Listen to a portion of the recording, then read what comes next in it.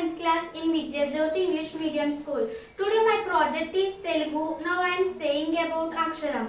గేయ సారాంశం. ప్రకాశం జిల్లా కొండప్పి గ్రామంలో జన్మించిన రవినూతల ప్రేమకిషోర్ రాసిన నలుగురం అవుదాం అనే కవిత సంపుటం నుండి అక్షరం అనే గేయ కవిత్వం స్వీకరించబడింది. ఈ గేయం ద్వారా కవి అక్షరాలతో తనకున్న అనుబంధాన్ని వివరిస్తాడు. తన బిడ్డ బాగా చదివి గొప్పవాడై సమాజ శ్రేయస్సు పాటుపడాలని ప్రతి తల్లి కోరుకున్నట్లే కవిగారి తల్లి కూడా ఆశపడ్డాది.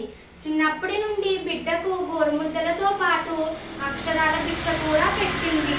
తన పాడే ప్రతి జోలపాటలో తన ఆశను రంగిరించి నూరపోసింది.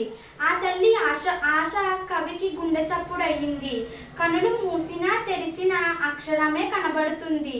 అందుకేనేమో చదువు పట్ల అతనికి ఆసక్తి పెరిగింది.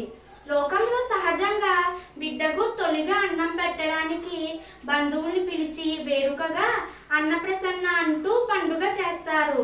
దానిలో భాగంగా బిడ్డకు తొలిగా పారాడుతున్న బిడ్డకు ఎదురుగా అతని భవిష్యత్తు ఏమవుతాడో చూద్దామని తమాషాగా స్వీట్లు, బంగారం, డబ్బు, పుస్తకం, పెన్ను మొదలైన వస్తువులను పెడతారు. అలాగే ఇక్కడ ఇవి ఉంచారు. వాటిలో ఎర్రగా కొట్టించినట్లు కనబడుతుందని కళాన్ని బాలకవి పట్టేశాడు. ఇక ఆ తల్లి ఆనందానికి హద్దులే లేవు. Thank you sir.